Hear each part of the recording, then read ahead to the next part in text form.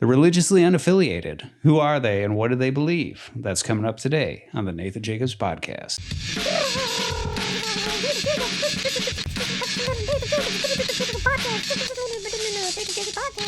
In 2015, the Pew Research Center released some alarming statistics.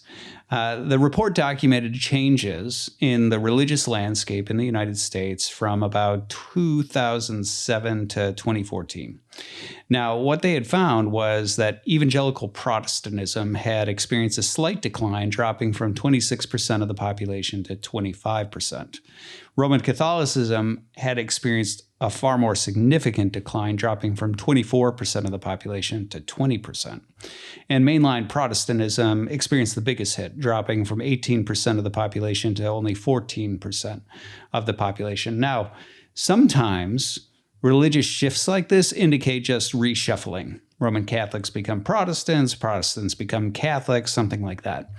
But what was most alarming about this report was that the religiously unaffiliated had risen from 16% of the population to 23%, an increase that was greater than any of the losses or decreases and accounted for nearly all the shifts across the religious landscape.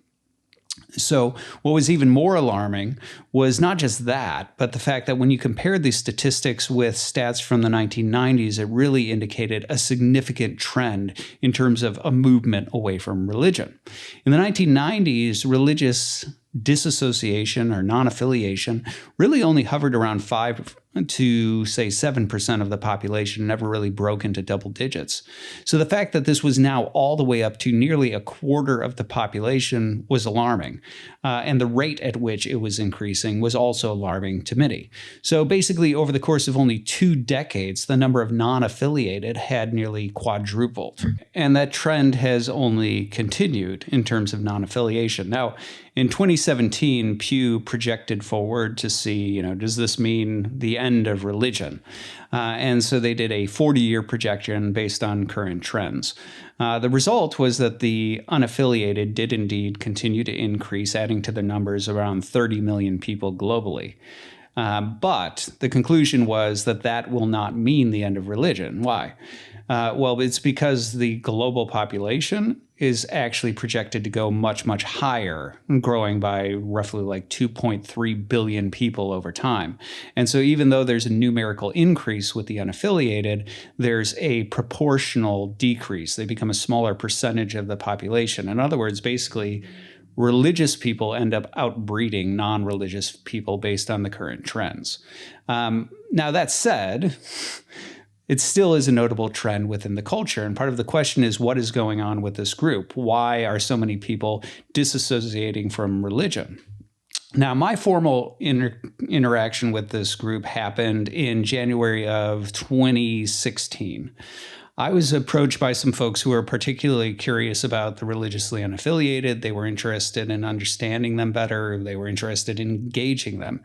And they reached out to me because they had heard about me as somebody who was a philosopher and somebody who had studied theology and religion. I was a professor, so I had ample contact with the non-affiliated. And I had also begun work in filmmaking. And so they wondered about the possibility of maybe me doing something like a documentary or something like that might look at the non-affiliated and offer a way of better understanding and engaging this demographic and understanding what's going on. So I actually proposed to them a somewhat experimental documentary. I say experimental because I'm not actually a documentarian. I do work in film, but I tend to do feature narrative type stuff. Now, full disclosure, I was religiously non-affiliated. So my understanding of this group was not just because I had plenty of religiously unaffiliated folks in philosophy classes or in college. The fact of the matter was that I myself went through an entire journey of abandoning religion. I had been raised Lutheran. That was my mom's affiliated. My dad didn't have any particular religious affiliation. And I abandoned that pretty early on. And I ended up on a journey into the history of ideas, into philosophy and religion. And over time, I ended up actually finding religious affiliation again. The journey ended up leading me to Eastern Orthodoxy. totally different story.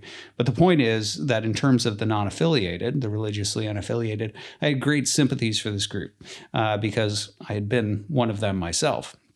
And so what I suggested was that we do an experimental film, a film that really aims at doing three things. The one thing I suggested was that you try to humanize this group. As far as I was concerned, a lot of the unaffiliated folks had legitimate questions about religion, legitimate objections to religion. I didn't think it was completely invalid that somebody like myself had wandered away from religion for a time and gone on a religious journey. And so I wanted to do something that actually humanized them and offered portraits of the nuns, allowing them to tell their story in a human way. The other thing I wanted to do is I wanted to open up a discussion about worldview topics, because for myself, I didn't simply wander away from religion and abandon the sorts of questions that religion asks. I wandered away from religion and then wandered into those questions with earnest. That's why I started studying philosophy. I wanted to know if there's a God. I wanted to know about the nature of the world. I wanted to know what happens after you die. I wanted to know about ethics, morality, whether there's any meaning to life, and those sorts of things. And so in engaging the unaffiliated, I didn't want to engage them from a position of complacency. I wanted to engage them on a level of stirring the sorts of questions that they had raised in objection to religion, but at the same time should continue to be asking and wrestling with. And so toward that end, knowing that unaffiliated folks are oftentimes suspicious of religious people. They think they're being proselytized. They don't think they're in a good faith conversation. My suggestion was to open the dialogue about worldview questions and about religion and things like that by having the unaffiliated talk to the unaffiliated.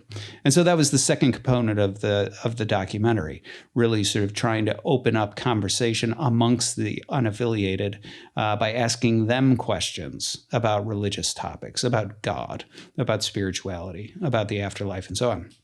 And then the third thing was, because I was convinced, based on my own journey, that a lot of the unaffiliated aren't destined to remain unaffiliated, that many of them are asking questions that are likely to lead them back to a religion at some point. I wanted to offer that side of the story as well. Now, I didn't know when I proposed this, I was actually offering up myself as an object of the documentary. But once I went through this and I started to realize, well, what we need to highlight somebody who has gone through the wandering away from religion, asks the sorts of questions that religion is also asking, and then finds their way back to religion.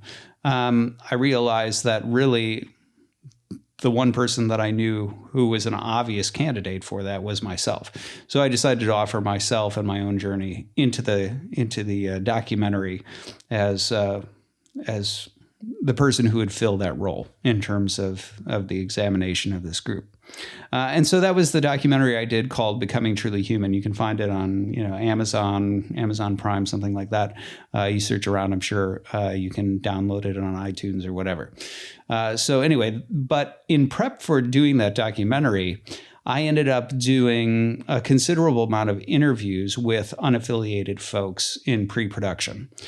So basically what I would do is my producer, Josh Lowry, or one of my producers, what he would do is he's very good at engaging people, just strangers, right? He's the sort of guy who can walk into a party and before you know it, he knows half the people who are in there, or, meet somebody in a grocery store or something like that. I'm not really that way.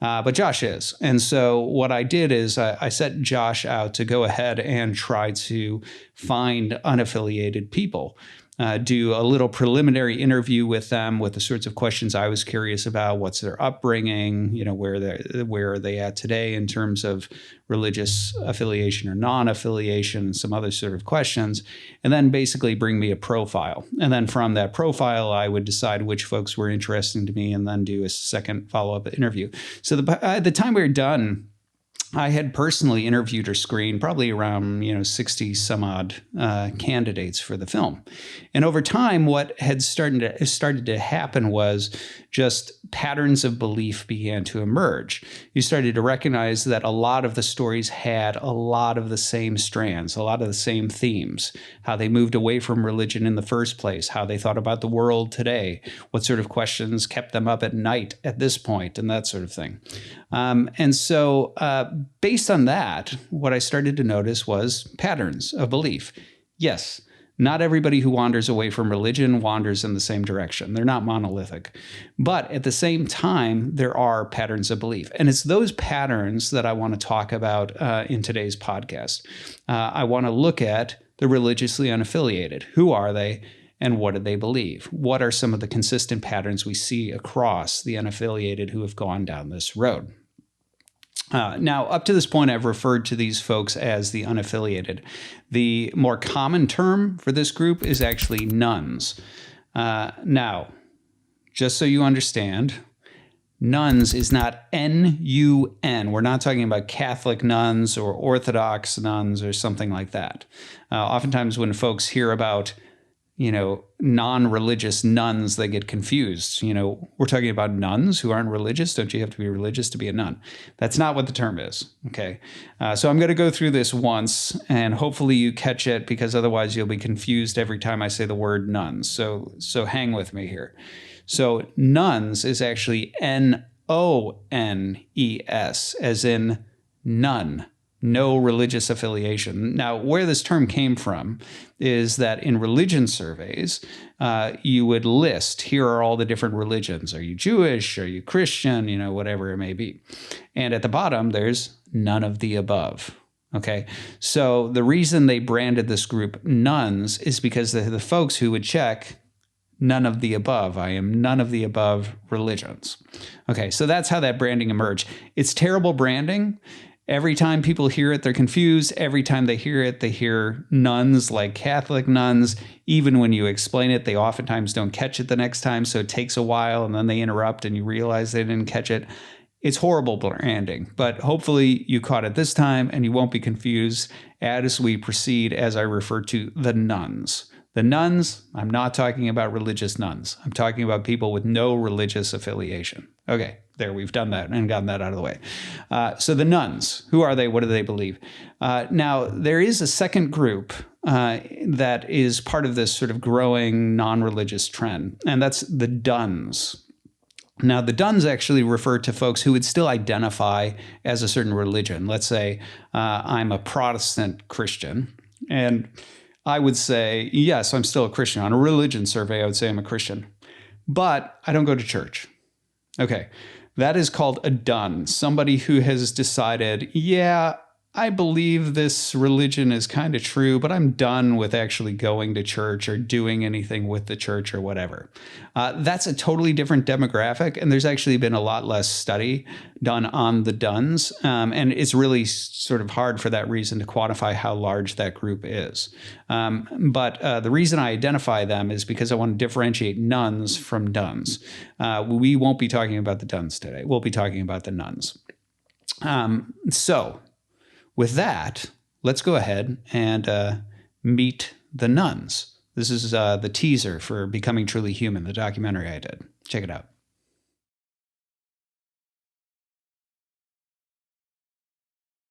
How many folks here have some kind of a religious upbringing? Okay, all of you. Pretty much everybody in my family is very deeply religious. We used to go to Catholic church all the time when I was younger. When I was young, we were Baptist. When I was in probably the middle school age, I was super much Christian. I believe in God. About 3 years ago, I would have identified as a Christian. I had a teacher actually tell me all the stuff in the Bible wasn't real. In my mind, it was imperative that the doubt was killed completely. It kind of just made me start thinking about all other things that goes along with having faith in somebody that you can't really talk to or see. My big one was the question of suffering. Why is there suffering in the world? Questioning isn't something that's welcomed in the Christian community. In that framework, growing up, questions were threats. I was terrified. Terrified. It was really hard to give up the concept of God as I understood it. When I say I'm not a Christian anymore, it doesn't mean that I'm not spiritual. I believe in like karma, fate, like things happen for a reason. I just believe in being a good person. My name is Tristan. I am Tyler. My name is Laura. My name is Joshua. My name's Tiffany. My name is Emily. My name is Eric, and no, I do not have a religious affiliation.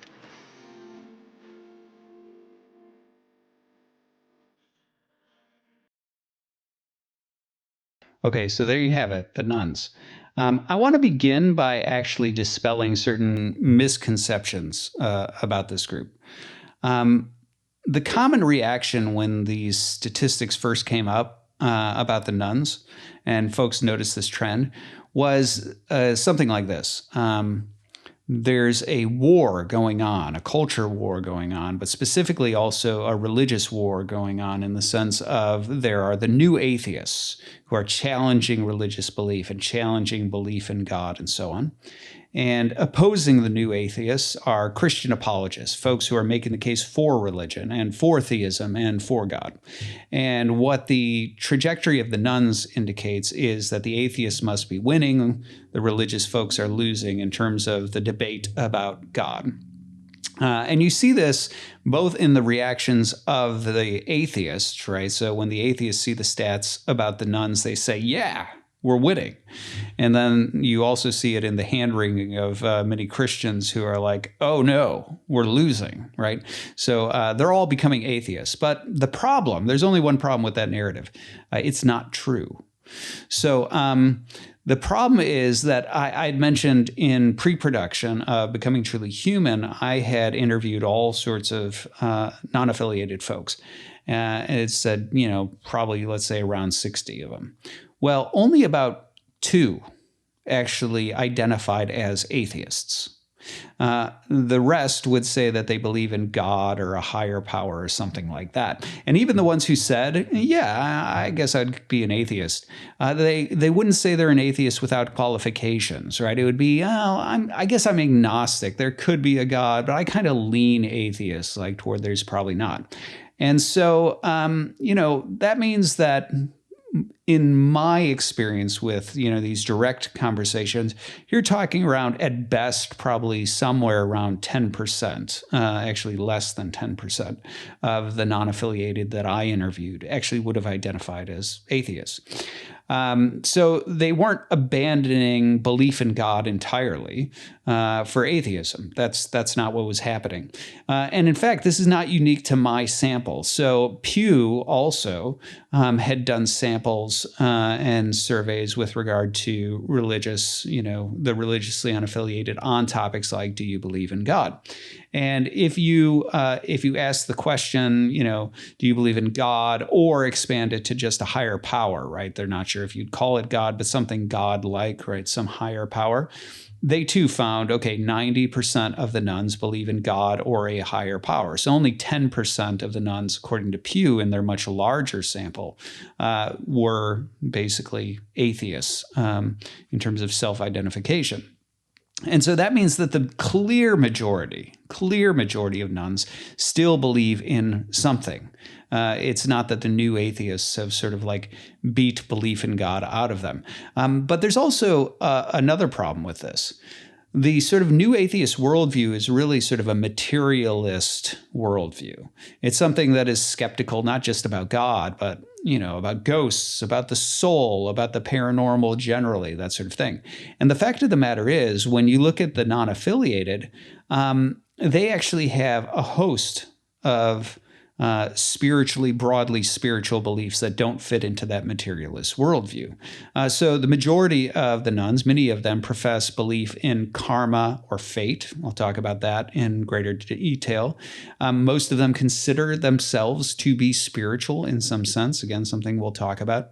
But also, just in terms of the broad paranormal, this is something that was rather interesting. More than 90% of them believe in ghosts or spirits. Notice that I said 90% are not atheists, 10% are atheists, but more than 90% believes in ghosts or some spirits. What that means is that some of the self-identified atheists still believe in ghosts and spirits. Now, that may sound utterly bizarre, but I actually encountered this firsthand. So I had mentioned that, only a few people, only, 2 in number, actually identified as atheists in my pre-screening of the nuns. One of the stories about this exposed me exactly to this exact issue. So there was this couple that I was interviewing. I really liked them. I wanted to have them in the documentary, but it didn't really work out. But they were from New York. And I was talking to them, husband and wife. They'd been married for about 3 years. And I was going through my usual questions, right? Were you raised religious? Okay. If you were both parents religious? Did they practice? Things like that. And I finally got to the question about whether or not they believe in God or a higher power. And the husband said, absolutely. And the wife said, absolutely not. Now, what was shocking is they also looked at each other and said, you do? You don't? Right? And all of a sudden I realized they had never talked about whether God exists. They were married, had been married for 3 years, and somehow that topic had never come up. Anyway, be that as it may, what was interesting is that the wife in this couple was talking about, I don't believe in God, science, science, science. But then suddenly, my apartment is haunted. And she started talking about how, there's weird stuff, paranormal stuff that happens in their apartment. She started talking about ghost hunter shows and how she's super into it and all the rest. And so it was bizarre, right? She didn't believe in God, but she did believe in ghosts or spirits or something like that. And so that was interesting. That was my initial exposure to that phenomenon. And I found this was not something that was unique to me, right? I had found that a lot of the non-affiliated, most of them were into the paranormal. They were intrigued by the paranormal. They believed in ghosts, things like that. And as I said, even some of the atheists, right, like this woman, believed in ghosts. Pew had found the same thing. And actually, there was a sociologist, Clay Rutledge, who had studied this as well. And Clay Rutledge, as well as Pew, had really found that the non-affiliated not only have a tendency to embrace the paranormal and believe in it, but they're actually more likely than religious people to believe in it. So again, the point here is really to say that if the narrative, even if the worry, right, that some Christians had, or the new atheists, the narrative that they have, were true, right? If it were that there's this debate going on between, the atheists and the theists, and the atheists are winning, then what you would see amongst the nuns is actually the type of materialist worldview that you have amongst the atheists in that side of the discussion. But that's not at all what you have. So that's not what's happening. So this raises a question. If that's not what's happening, if it's not that there's a debate between belief in God and belief against God, right, rejection of belief in God, and one side is winning and the other side is losing, what actually is happening? And my insistence, my diagnosis of what's actually happening here is that neither the atheists nor the Christian apologists are winning. What's happening instead is that both sides of the debate have lost the audience. The audience has left the building. Now, why do I say that? Here's why. I wrote an article for the Journal of Open Theology where I traced, all these sort of discussions about divine revelation in the Enlightenment. Modern philosophy is one of my areas of expertise. And what was interesting in, surveying those arguments about divine revelation and things like that was that John Locke, David Hume, Spinoza, these sorts of guys, in many ways, when you look at the discussions happening amongst them, the debates happening amongst them, they're the same debates that you find today amongst the new atheists and the Christian apologists. Same arguments being leveled by the new atheists against belief in God or against miracles or whatever. They're old modernist arguments. Many of the refutations being ushered out by Christian apologists, they're old modernist arguments. So in many ways, that sort of analytic discussion, right, that sort of apologetics back and forth debate happening there is really sort of a modernist debate. And the nuns are not modernists. And so there's a sense in which they disassociate, or they fail to connect with either side of the discussion, because the discussion itself is a discussion that they can't connect with, because it's a modern debate and they are postmodern. So now let me just say, oftentimes postmodern, the way people use it is they just mean that it's all relativistic, right? There's no such thing as truth or something like that. That's actually not what I've found with the nuns. I don't think that the nuns are complete relativists. I think what is happening with the nuns is that there actually is a shift toward the realization that they are more than a mind. In other words, in modernity, basically, whether you're an empiricist or you're a rationalist or something like this, it mainly seems that the only way of detecting truth is through reason. That everything is about either empirical analysis or rational analysis. And in my assessment, many of the nuns' beliefs are actually based on what we might call intuitions.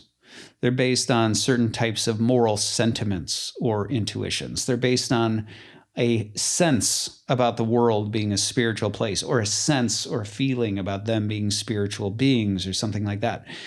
So they're driven less by rational argumentation and more by these sorts of intuitions that drive them forward and begin to shape, albeit vaguely, a worldview. And so in that sense, I think that's really the thing that's happening. When they look to a modern debate, when they look to a debate between the new atheists and the Christian apologists, they listen to a debate that is reflective of a modern mindset where everything is just about rational analysis. And that leaves them cold. They don't connect with it. And I think a lot of the things that happens with the nuns is they wander away from religion in search of something, in search of religious experiences, in search of things that move them, in search of things that connect in here rather than just up here. And I think a lot of the patterns of belief that we'll find with regard to the nuns are actually reflective of exactly that.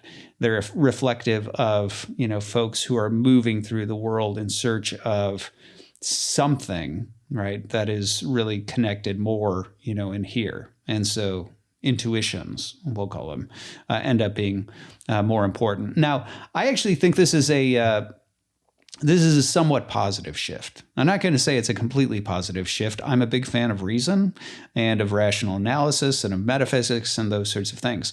But that said, I do believe it is actually true and right that many of our intuitions, that we have things more than reason at our disposal for discerning truth. So the fact that the nuns are looking to some of these other things as sources of understanding the world, I don't think is totally a bad thing. Now, let me give you one such example.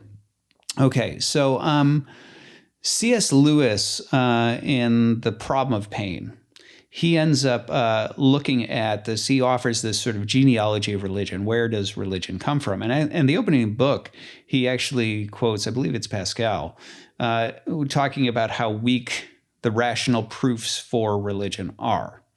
Now, what's interesting, when Lewis opens critiquing the proofs for the existence of God, he never actually says that there's an analytic problem with the proofs. He doesn't say they don't work, or that they're in some ways fallacious or fall flat. Never says that.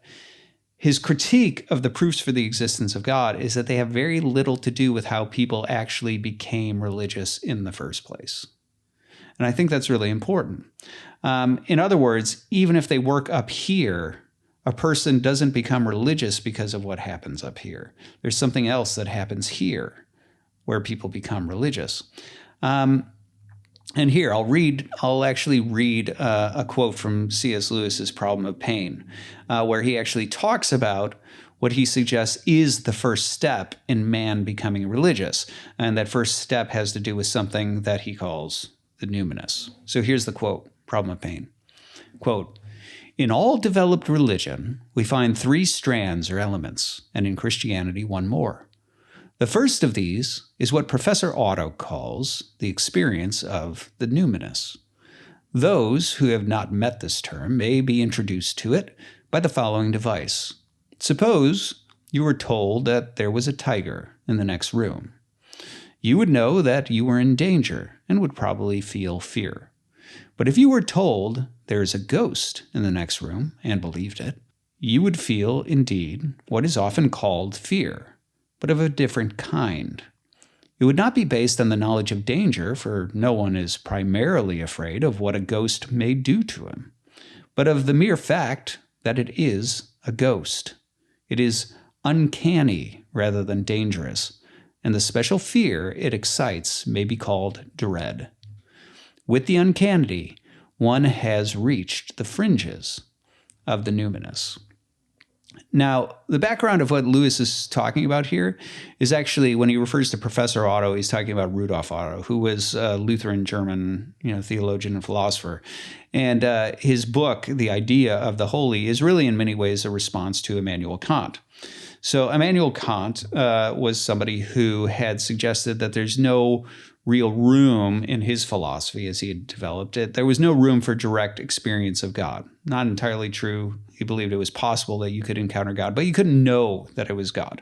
And so ultimately for Kant, he had bracketed religious experience out of relevant information in terms of, beliefs about the world. And Rudolf Otto took issue with this. He wanted to suggest that Kant's assessment of how our rational faculties work, about the parameters of what is possible to experience for the human being to experience, had left out a very important and significant feature of human experience, namely the numinous. What Rudolf Otto suggested is that people with this experience of the numinous, the experience of the paranormal, let's say, Lewis is here using the example of ghosts. Rudolf Otto ultimately wants to say religious experience in the sense of the holy. He wanted to suggest that there is really sort of a sixth sense that people have, that when you encounter the numinous, right, you have this intuition that you're encountering something from the other side, that actually is a significant and universal feature of human experience that Kant left out when cataloging what is it that our rational human faculties can encounter. And so Lewis draws on this point, and he suggests that the experience of the numinous is actually significant to the birth of pagan religions. Reading again from the Problem of Pain. "Now, nothing is more certain than that man, from a very early period, began to believe that the universe was haunted by spirits. We do not know how far back in human history this feeling goes. The earliest men almost certainly believed in things that would excite the feeling in us if we believed in them. And it seems therefore probable that the numinous awe is as old as humanity itself. But our main concern is not with its dates. The important thing is that somehow or other it has come into existence and is widespread and does not disappear from the mind with the growth of knowledge or of civilization." End quote. Now, Lewis's case is that this numinous awe, on the one hand, it's universal. On the other hand, it's also irrational. Now, keep in mind, by irrational, Lewis doesn't mean that it's unreasonable or false or something like that. What he means by irrational is that there's nothing in the analysis of the concept of a ghost that explains the feeling of dread. So when you analyze, for example, fire and the capacities of fire and combustion and the sort of harm that it can do to you as an organism, the fear of fire would make sense, right? It rationally follows from the predicates about fire to your fear. Whereas Lewis's point is that dread doesn't follow from the dangers of the ghost. The mere fact that you're encountering something on the other side of the veil is the thing that excites the dread. And so he suggests that it's actually not explainable in the sort of analytic way that you might explain the fear of fire or a fear of a tiger or something like that. Now, the reason that's important is because what Lewis is offering here is a fork in the road. The fork in the road is either human faculties are universally malfunctioning. We all have this intuition, right? We all know what it is to experience the fear of something on the other side, of a ghost or of a spirit or something like that. The way I like to put it is everyone believes in ghosts, even the hard-bitten atheist. Why? Because if you take the guy who is skeptical and doesn't believe in ghosts and you stick him in the abandoned insane asylum in the middle of the night, he's afraid. And he's not afraid because he thinks there's a homeless guy in there. He's afraid because something deep inside him, something in that primordial mind, anticipates that maybe this place is haunted. He may try to reason it away. He may decide that that's some sort of irrational impulse, having to do with primordial man. But the fact of the matter is that he and you and I all know what that feeling is. And Lewis's point is that you have a fork in the road. Either this is a universal malfunction, or it is a true revelatory intuition about the world. It's telling you something true about the world. The world is haunted. There are things on the other side of the veil. This is what you might call a properly functioning faculties argument. And candidly, I'm a fan of properly functioning faculties arguments. I believe in things like the external world, that there are other minds, there are other people, there are other bodies, that there really is a computer in front of me, that there really is a bookshelf behind me, and that sort of thing.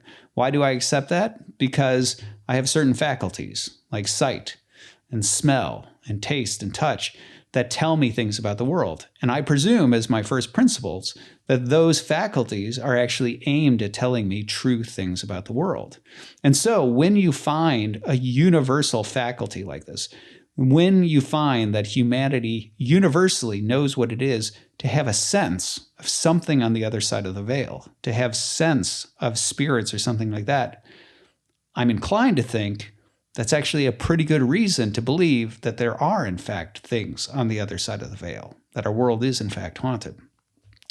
Now, Lewis talks about a second stage of religious development. The first stage is the numinous, that people originally became religious, right, in this sort of paganistic sense, because they had intuitions about the world. They had encounters with things that excited the numinous. It was this numinous dread that humanity universally experienced that led them to the religious impulse. The second phase that Lewis talks about in religious development is actually moral intuitions. And what's interesting is Lewis makes the same case about morality. David Hume, when he critiques moral reasoning, he actually points out that there's always some kind of a leap that happens in moral argumentation. You can sit there and you can describe what murder is, but then all of a sudden you leap to, and it's wrong. Hume actually critiques moral reasoning. He points out that, in typical analytic, reasoning, all cars are red, this is a car, therefore this is red. There's some sort of connection between the content of the premises and the conclusion. Whereas he points out moral reasoning actually makes a leap. It doesn't do that sort of thing. So you can sit there and talk about that this type of killing is murder, and then all of a sudden you leap to murder is wrong. And he actually suggests that the conclusion that it's wrong actually isn't in any way directly related to the premises that describe the act. Now, Lewis actually agrees.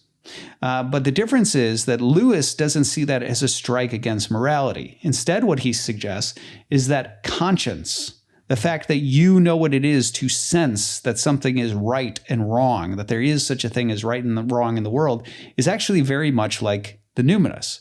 It doesn't follow from analysis of your senses.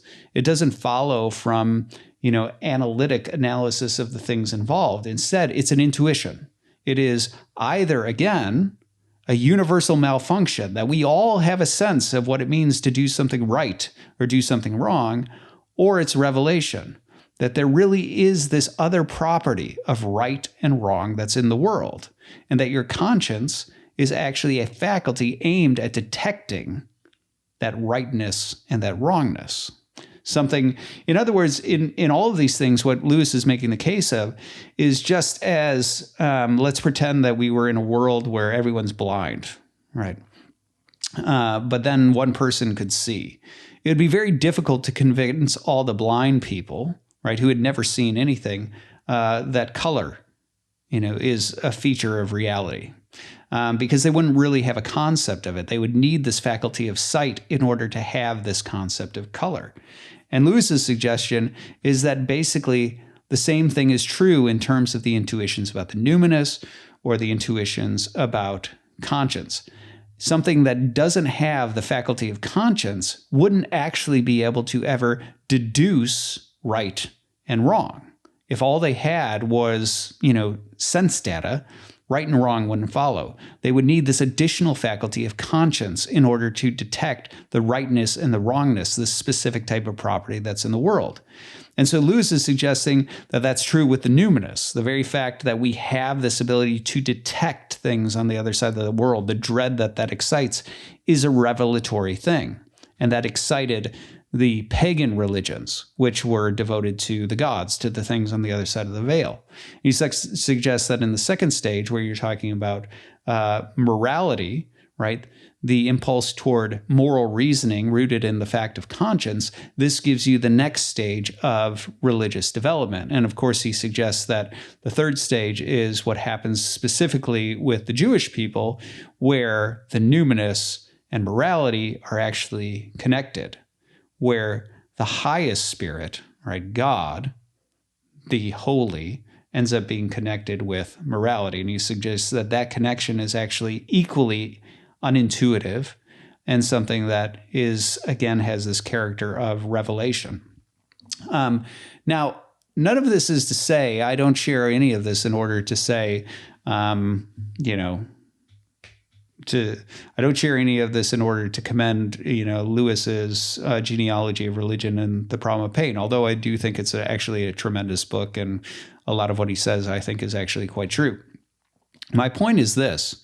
Lewis's analysis of religion, the idea that religion is actually born not from analytic argumentation, but from numinous awe, from the phenomena of conscience, from the connection between the numinous and conscience, and that sort of thing, actually indicates that the impulse of the nuns is very much tied with the original roots of religion, if Lewis is correct.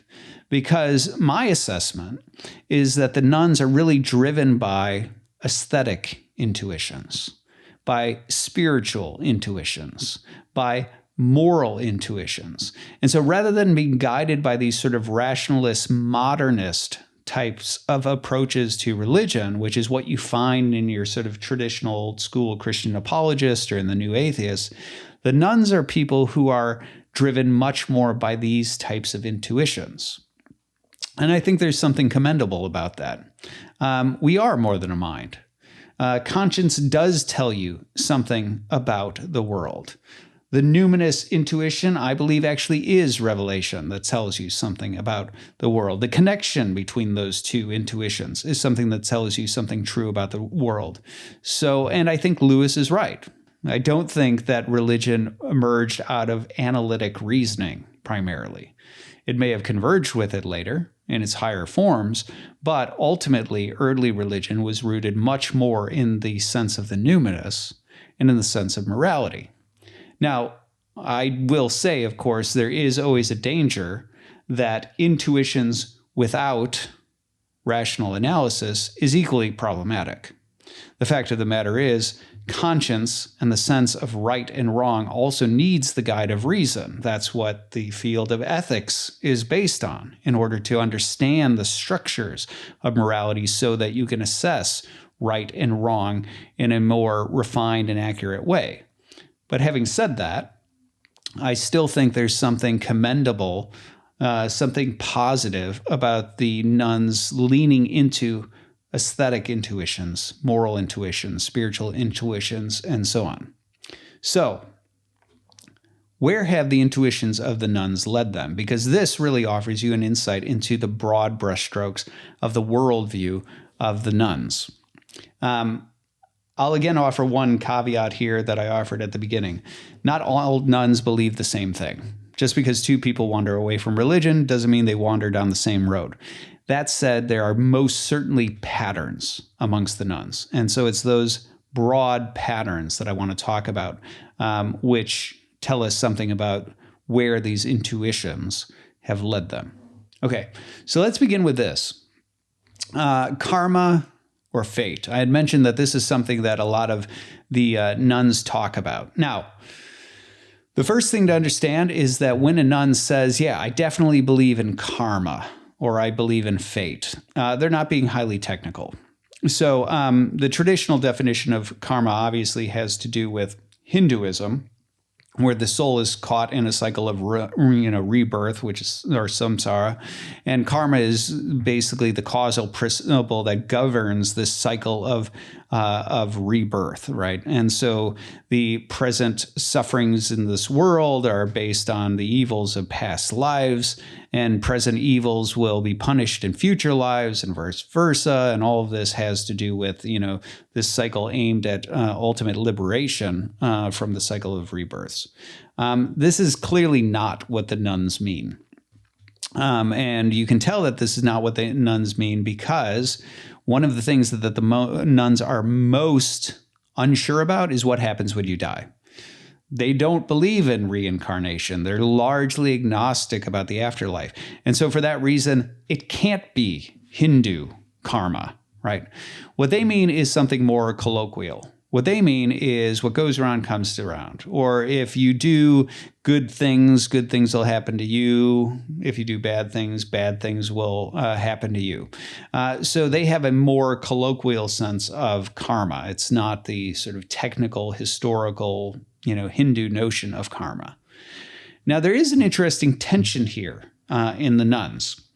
And that tension emerges, well, let's see if you can catch what the tension is.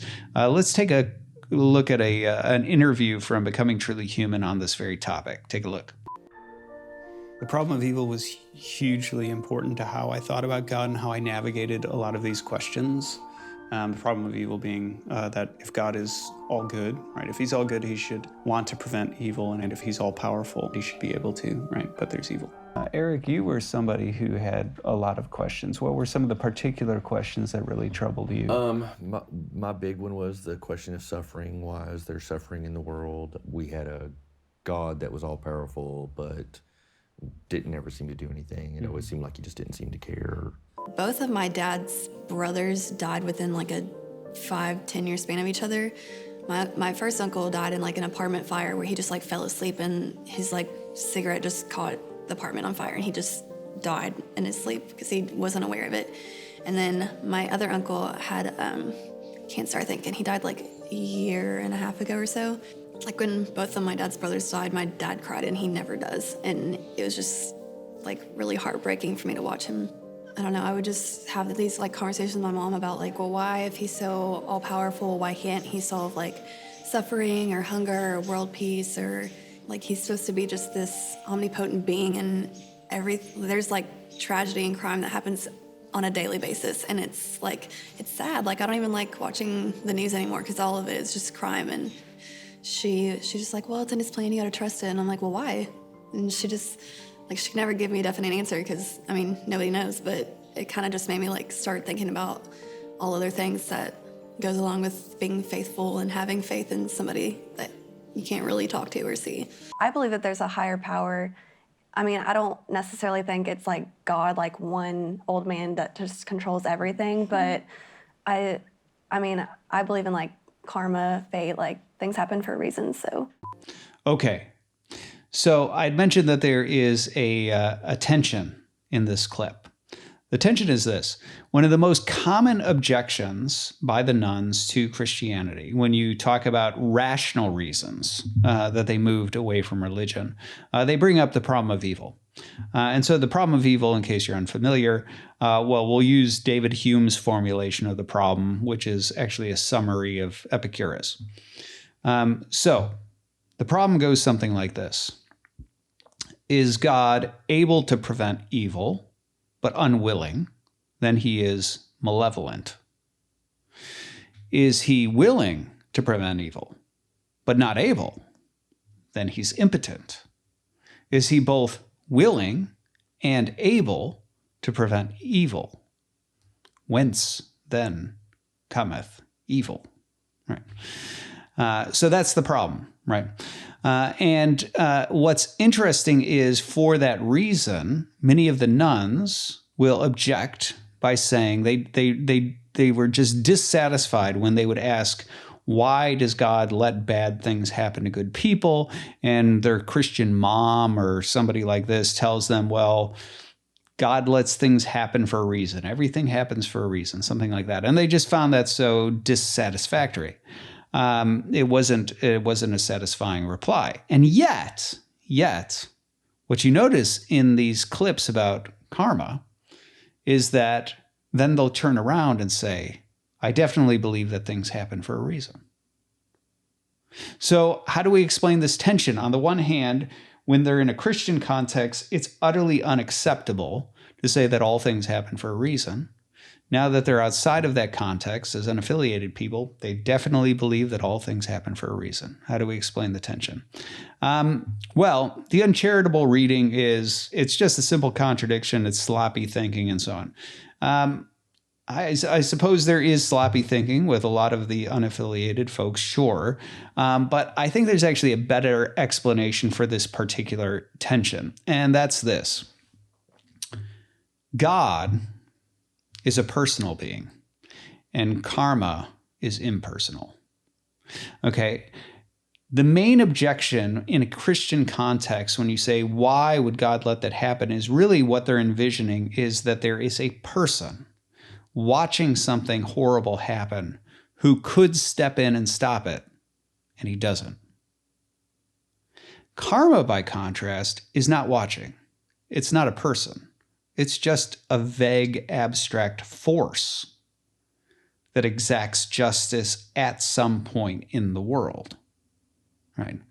And so what karma offers is a way of believing that somehow the world is self-correcting, that somehow justice is meted out, that somehow the people who do bad things will get what's coming to them, and the people who do good things will get what's coming to them. But there's no person who's watching and sitting on the sidelines idly who should have intervened. And that's the real difference. Okay, so when talking about karma, what is it that the nuns are actually affirming? Well, the first thing is a conviction that the world is somehow a meaningful place. And this really has two components to it. The first is the common belief amongst nuns that we are all connected, right? The nuns talk about this a lot. The idea that somehow all things are interconnected. There's a rejection of this sort of atomistic existence or of rugged individualism. Meaning does not necessarily mean just my story. Instead, meaning has to do with a larger, more complex, fully integrated story about me as a citizen of the world who is part of a bigger story that we're all woven into, this larger mosaic. And for that reason, the things that I do, when I do good, when I offer good thoughts, when I do random acts of kindness, these somehow send ripples through the world that sort of positively, spread throughout the cosmos. And obviously the opposite is also true. When you commit horrible evils, that sends ripples throughout the cosmos. And so the conviction is that the happenings of our world are not complete chaos or random happenstance. There actually is something purposive here about the world. And toward that end, I would actually like to share here, I think one of the films that captures this feature of the nuns' worldview best is the film Life Itself. So if you haven't seen the film, well, here, take a look at the trailer. You ever gonna ask me out, Will? I'm just waiting for the right moment. I'll see you around. Abby, I'm waiting for the right moment because when I ask you out, there's not going to be any turning back for me. I'm I'm not going to date anybody else for the rest of my life. I'm not going to love anybody else for the rest of my life. I'm waiting for the right moment, because when I ask you out, it's going to be the most important moment of my life. And I just want to make sure that I get it right.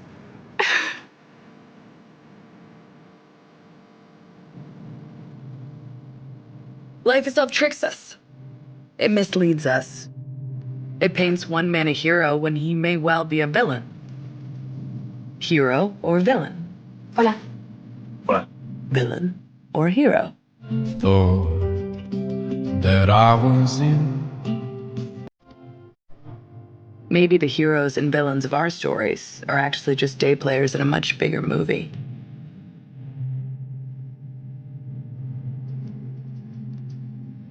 I want to live a big, great, fantastical life. Let's get married. We've been dating less than a year. I know.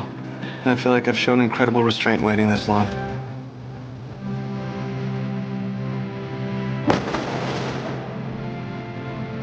I love you, but I may not be equipped to be loved this much.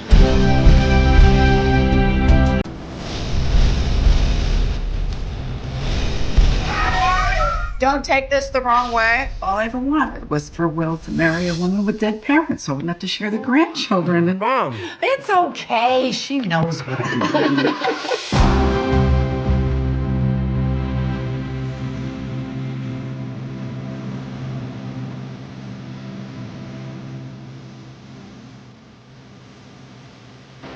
It's so strange how a completely random moment that happened way before I was born could shape my entire life. Are you glad it happened? Start small, grow tall. Hey, are you pregnant? Surprise! Start small, grow tall. Okay, so Life Itself, it's a beautiful film. It's brilliantly written. It is extremely well made. And one of the things, though, about this film that's rather interesting is it does really grapple with the problem of evil. And it does show some horrifying events in the early parts of the film, events that seem irredeemable, or at least irredeemable for the characters who are most directly involved. But part of what the film tries to do is it tries to expand and show this broader narrative of intersecting stories and show how over the course of time, all of these stories end up weaving together into something that is beautiful and meaningful and satisfying. And that's really indicative of the worldview of the nuns. When they talk about the world being a meaningful place, when they are convinced that karma is a real thing, there really is this belief that somehow we are woven into this larger story and that ultimately the world is self-correcting. And that's really the second feature of the belief in karma, that somehow, and it's closely tied to the first, it's not just that if you do good things, good things will happen to you, or you do bad things will happen around. What goes around comes around. It's also the belief that the world is somehow self-correcting, right? That over the course of time, good is rewarded and evil is punished. It might take time, right? It might take multiple intersecting stories, but ultimately there is a conviction that justice, right? Justice and fairness, right? The reward of good and the punishment of evil is integral to the meaningfulness of the world. And ultimately, the nuns do, in fact, believe this. They have that intuition that the world is meaningful, that the world is just, that the world is self-correcting, that it rewards the good and punishes the evil. The difference is, unlike those who would suggest that God does that, a personal force does that, they actually appeal to a vague, abstract force that they call karma, that somehow the world itself, the cosmos itself, dispassionately ends up ultimately rewarding the good and punishing the evil. And this, I think, is actually one of the reasons for the shift in a lot of the nuns away from the language of God to a higher power. So notice that higher power actually is language that is not anthropomorphic, right? So many of the nuns, when they talk about God, they envision, the old man in the sky sort of thing. And so when they talk about higher power, this becomes a much more vague, abstract force. And I think this is, again, part of the broader shift in the worldview of the nuns, the movement away from the anthropomorphic deity to a vague, impersonal, dispassionate deity that ultimately is just a cosmic force. So the question is, why embrace the impersonal? And I think there's really two answers. The one is that there's a general distrust of the anthropomorphic God. And on that point, let's take a look at a couple of clips to hear what the nuns have to say about their concept of at least the Christian God. Take a look. What's your impression of the God of Christianity? I would say when I was younger, I always saw like God as like really strict because he always had all these rules to follow, and you have to do this to be a good person, do that to get in heaven. So I always like saw it as like a strict dad, basically. If always listen to him, don't make him mad. I think that the story is that we were created in God's image, but I think man created God in his own image. We've created this deity or all-knowing thing, but that is infallible, but also jealous and also rageful, but also, loving and kind. So it's like a human. Basically, like you said, angry, jealous, vengeful, murderous. Hell, the idea of hell caused anxiety, not so much the concept itself, but I'd been taught that you weren't supposed to question its existence, and I was. I knew I couldn't be sure that it didn't exist, so I think that scared me too. Would I be punished for questioning the existence of hell? I do wonder if it's okay with God that I don't necessarily believe in God the way that it was presented to me. Like, I wonder if I end up being completely wrong and God and Jesus are completely real, if they would be unforgiving and mad that I questioned my religion for a while. Okay, so notice that the objection to Christianity here is actually a moral objection. God is tyrannical. God is violent. I don't know if you've ever watched Game of Thrones, but here, forgive me for a Game of Thrones reference. In Game of Thrones, there's a deity, right? The Lord of Light. And the followers of this deity in the show, they talk a lot like evangelical Christians. And there's one point in the show where this deity, at least according to the prophetess of the deity, demands the sacrifice, the burning of a little girl. This little girl is to be sacrificed to the Lord of Light. And there's a skeptic, right, about the Lord of Light, in this group. And he basically suggests, if your God demands the burning of a little girl, then he's evil. Right. And that's the critique. And the nuns really have that same sort of moral intuition with regard to the Christian God. When they look at the biblical depictions of God in the Old Testament, they see God as angry or genocidal. When they look at the New Testament and they see images about hellfire, they see a God who not only condemns people for their sins, but burns them in fire for all eternity. They see in the Christian exclusivity, right, the insistence that only Christians get to go to heaven or something like this, an insistence that God ends up damning the majority of people since the majority are not Christians and so on. And so when the nuns look at that, that grates against their moral intuitions, right? There's something about that strikes them as, this is wrong. I don't care if you're suggesting that this is God, right? Any God who would demand that is not good, right? That's the moral intuition. And so what's really being rejected by the nuns? Well, what's being rejected is not actually meaning, right? As I said in the clip about karma, they actually do have a conviction that the world is a meaningful place.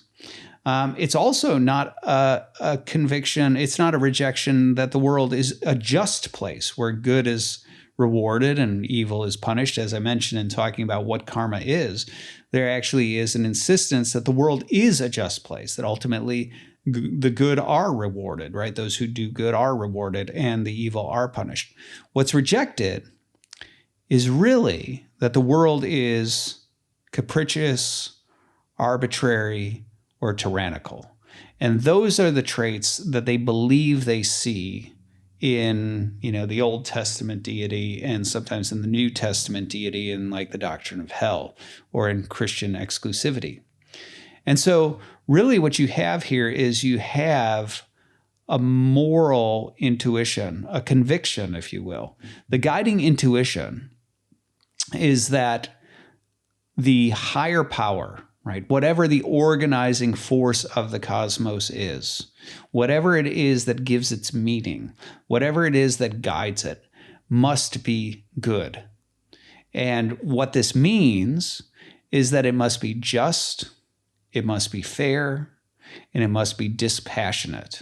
And then, as I also said, in terms of evil, it can't be someone who observes evil, could step in and stop it, and doesn't. Right? And so all of those moral intuitions are the things that end up pushing the nuns away from a personal deity, a god, toward a higher power, and toward an abstract cosmic justice and meaning that they call karma. Now, I will say there's also an existential side to this impulse. Yes, there's a moral side to the impulse, but there's also sort of an existential side to this. Many of the nuns expressed a desire prior to their abandonment of religion for proof for the existence of God. And even now, when talking with some of them, once they discovered that I studied philosophy and religion, looking for proof for God. Now, one of the things that they never clarify or state clearly is what would constitute proof. And I can tell you that in some cases, right, with some nuns, there's one nun named Joshua in the documentary, he would actually mean scientific proof, right? Now, whether he could state what would constitute scientific proof, that's not clear, but clearly he is somebody who has a scientific impulse to him and would like that kind of proof. But he's actually the exception. The more common feature of what nuns probably mean by proof is an undoubtable encounter or experience with God. So you can see this really in two data points. The one is sort of negative, right? It has to do with their movement away from religion. And so you can see this when a lot of the nuns will talk about the problem of evil. Sometimes they're actually not talking about the problem of evil. Why does God let bad things happen? What they're actually talking about is a problem that philosophers would call the problem of divine hiddenness. Right. So the problem of divine hiddenness is actually a problem that suggests that if God is really that important to me as a human being, so important that my highest good, my purpose, my telos, right, my fulfillment as a human being is tied to him, if ultimately my post-mortem fate depends on him and things like that, then it's incumbent upon God to make his existence more evident to me. He has a duty to, in some ways, make his existence evident to me. And so the problem of divine hiddenness says basically that the existence of God is too ambiguous, right? Given that duty. And you see this come out in a certain popular sense with regard to certain nuns. One of the nuns, Tiffany, for example, she talked about when her parents were struggling with maybe getting divorced, and she prayed and she wanted God to intervene, and God didn't intervene, and they did end up getting divorced and things like that. And really the impulse there is the question of where was God? And it's not where was God in the problem of evil sense of like he was watching and he didn't do anything. It's more of a problem of where was he in the midst of this crisis? Why didn't he answer my prayer? Why was I left in silence? Those sorts of things. And so many of the nuns, they end up having a disappointment with God, right? It's not so much that there's some grave evil that is so catastrophic that they can't cope with it. It's instead that they felt abandoned, and they find themselves wondering, if God is real, why is he so silent? Why is he so hidden? Why didn't he answer my prayers? Those sorts of things. And so that's on the negative side, on the movement away from religion. On the positive side, there's sort of impulse that follows on the heels of that is the paranormal. I mentioned this. this whole like my apartment is haunted type thing. Many of the nuns talk with enthusiasm about the paranormal. It's not just that they believe in ghosts, or something like that. It's that they're junkies for ghost hunter shows, as some of them might put it, right? They really are into it, right? They think it's fascinating. And so I think these two things are pretty clearly related. On the one hand, the disillusionment with religion and the wandering away from religion is at least partly prompted by the fact that they want God to show up, to speak, to intervene, to help, and he didn't, right? And so they wonder if he's even there. And on the other hand, with the paranormal, what the paranormal offers is a palpable encounter with something that doesn't convince them that there are things on the other side up here, but rather they have an encounter, right? And it hits them right here.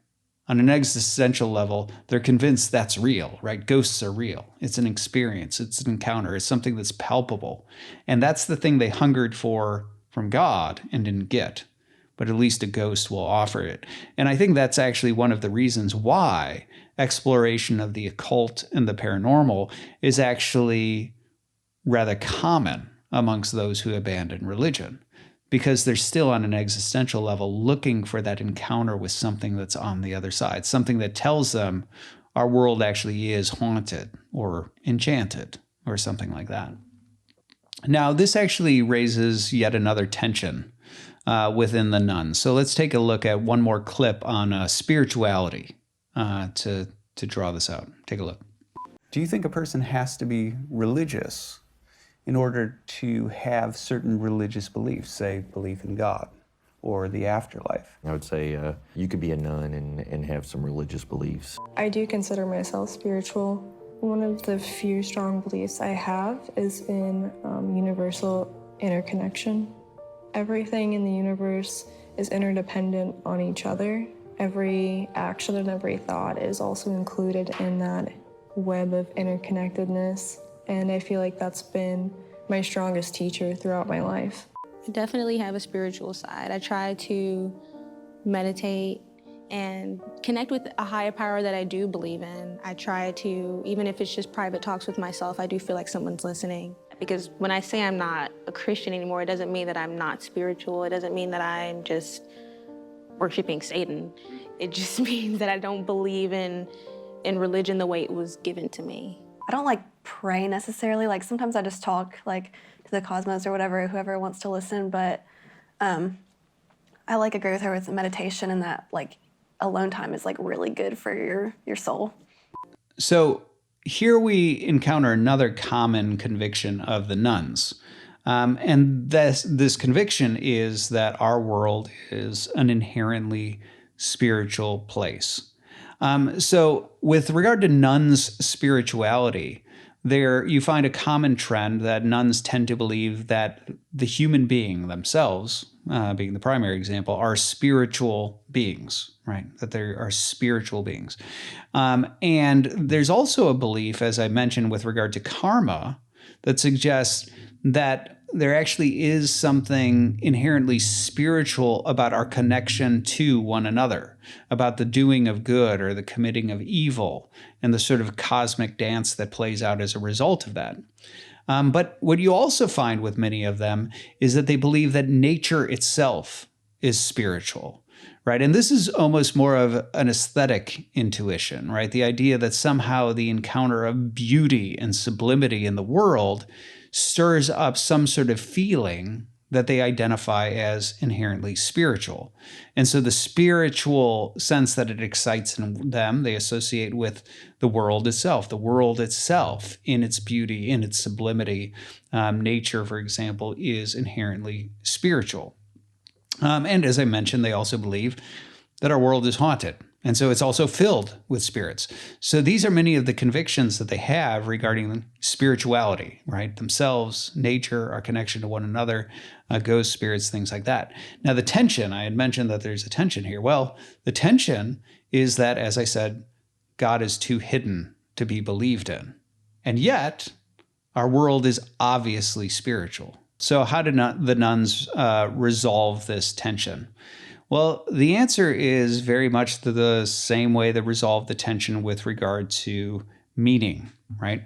So you remember that I'd said that many of the nuns could not accept the idea that God lets things happen for a reason, but they could accept via karma that things happen for a reason.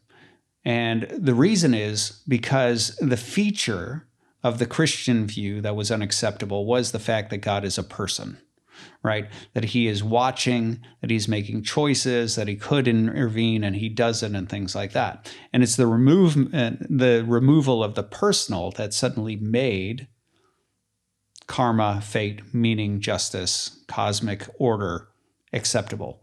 Well, so in the same way, you see the same thing happen with the nuns and spirituality. They have certain spiritual experiences or feelings that, certain feelings, experiences that they identify as spiritual. They tie many of those with nature, so they identify nature as somehow spiritual. They have encounters that they would identify as paranormal, and those excite feelings that they would call spiritual.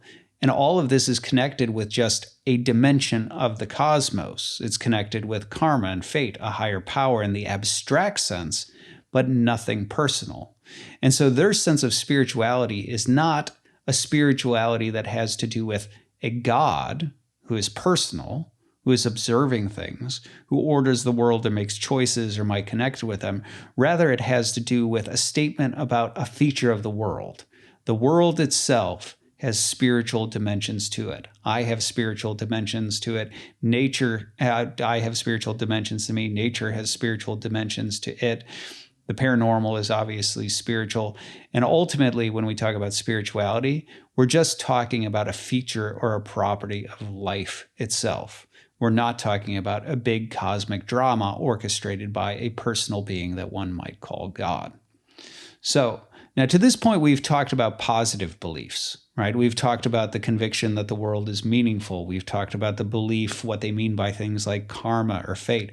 We've talked about the fact that they believe that they are spiritual beings in a spiritual world, their belief in the paranormal, and so on. But let's talk about doubt, because one of the things amongst the nuns that is rather consistent is that most of them are very unsure about what happens after you die. So let's take a look. When I was about 7 years old, maybe, I started to question ideas of the afterlife, purgatory, eternal damnation, even heaven. I didn't understand how anybody could be so certain of what eternity would hold. It just didn't make sense to me, and it scared me. My preoccupation with religious art led to a preoccupation with one particular theme in that art. The theme was that the choices of this life somehow shape the next. Are there any religious, I don't even want to call them religious questions, but questions so often associated with religion that actually do maybe keep you up at night? I was gonna say, like, what happens when you die? Because, I mean, everyone has their own theory, but, like, once someone's dead, you can't really get the answer out of them. What really is it? It's tough to consult. Josh? Yeah, I remember when I was probably like 10 years old, like waking up in the middle of the night and being really freaked out. What's gonna happen to me after I die? Like, I was just like, kind of like, I'm only 10 years old at this point, but your parents are like, oh, you're gonna die, but it's gonna be like forever from now. I'm gonna die way before you. Like, that's not comforting. But I was going to the church at the time, right? It's like, well, you're going to go to heaven. And I'm like, and then what am I going to do in heaven? Like, you're going to be there forever? Like, how forever's a long time. Like, is it boring? Yeah, because that's a really long time to be Because, there. like, I can't even sit around for an hour. And infinity is forever. Their question, what happens after death, is, I mean, it still just perturbs me. Like, I try not to think about it because then, like, my mind just goes on endless loops. And it's like whether you go to heaven or hell, what you do in heaven, or, like, if you recognize your family, or if, like, you just die and nobody knows who you are, or you just lay there in the box and you're just not a person anymore. Like, okay, so just some initial observations.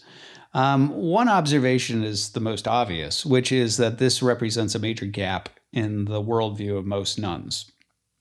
And as you can see from the clip, this gap is actually deeply troubling to them. This is the sort of thing that does keep them up at night. The less obvious observation, but the one that I think is more interesting, is that the belief system that most nuns were raised in, and, let's be clear, most nuns were raised in some form of Christianity. They grew up believing that spirituality and religion was all about the afterlife. How do I get to heaven? The pejorative term, it was about fire insurance, right? Avoid going to hell. But the spirituality that they've embraced instead is a spirituality that's all about this life and has no ideas what happens after you die. And that's an interesting contrast, I think. The guiding intuition that I think sits underneath this is actually that true spirituality is ultimately therapeutic. It's not about fire insurance. It's about bettering the self. It's about connecting with and bettering the world. It's about sending good out into the world in the here and now and receiving good back from the world.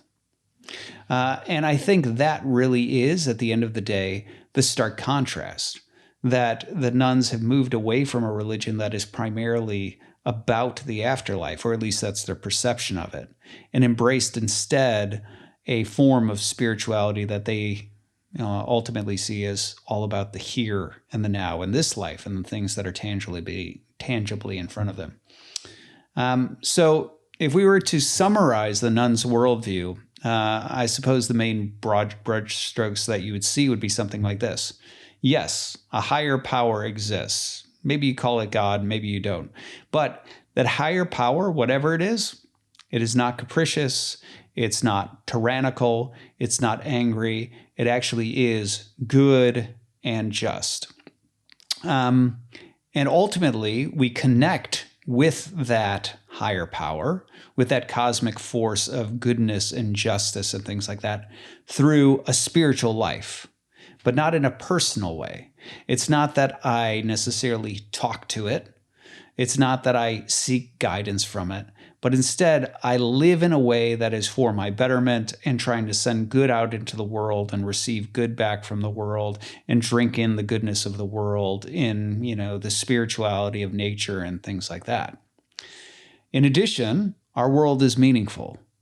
Events are not random or chaotic. They are purposeful.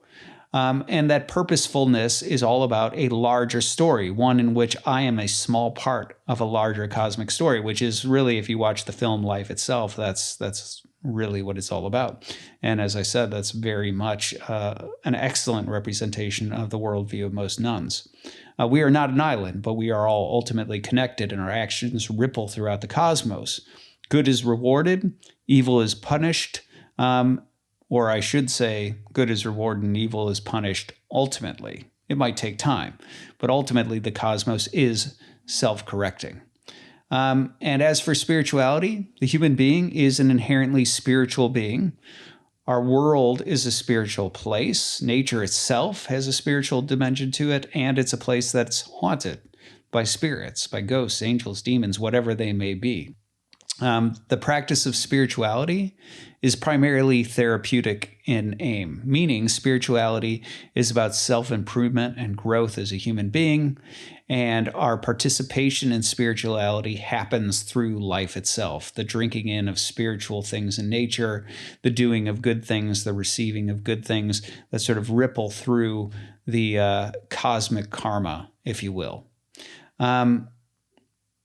And I would be remiss if I didn't mention this. The core of true spirituality is love of self and love of others. And that's why, in many ways, you tend to see this amongst nuns, that there's an emphasis on rejecting hate and embracing love. Now, there's also a great ambiguity in terms of what is meant by hate and love. Those terms are rarely defined.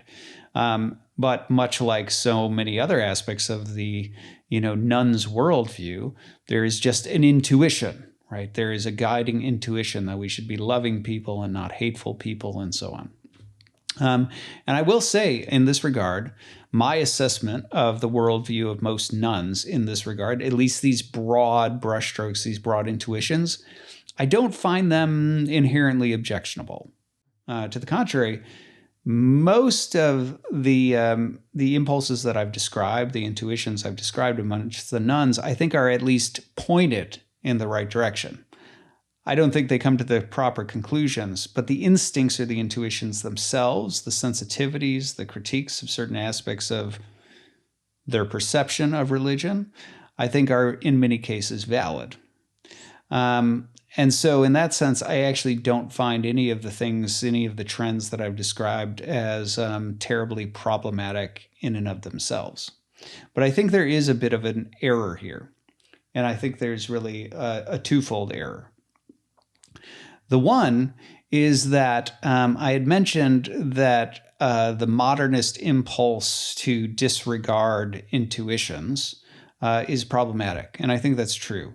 It's true that if we have an overly rationalist impulse where we disregard things like the numinous, or we give too little attention to conscience, or we give too little attention to things like aesthetics, that we actually end up limiting the scope of human knowledge, because those intuitions are there for a reason.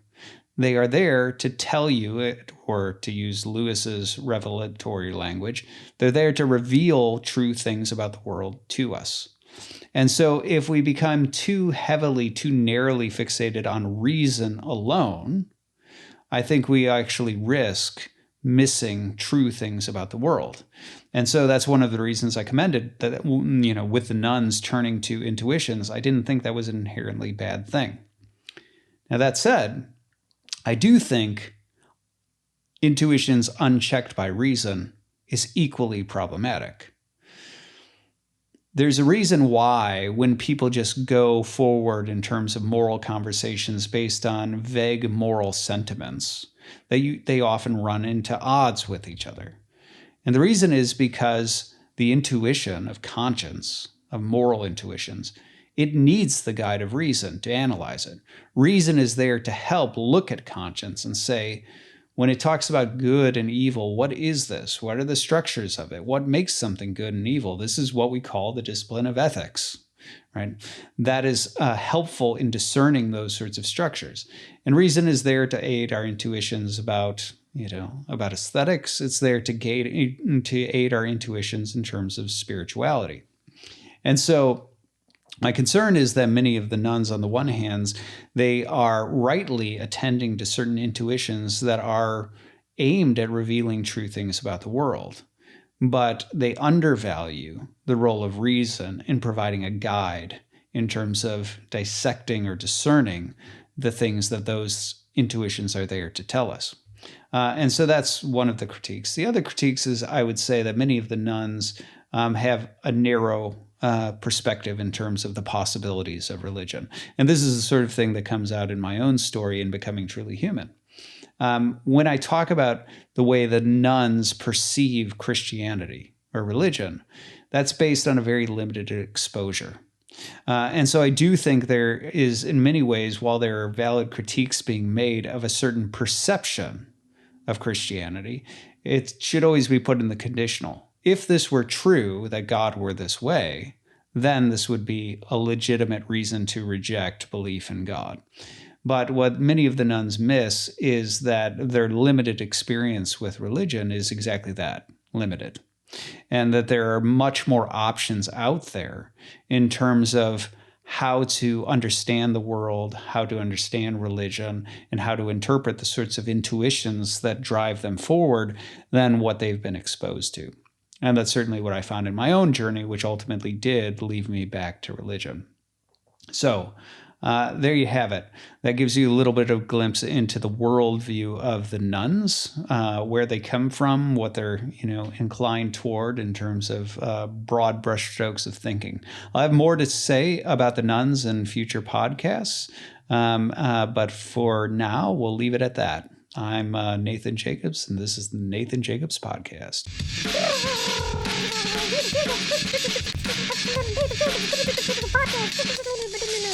Podcast.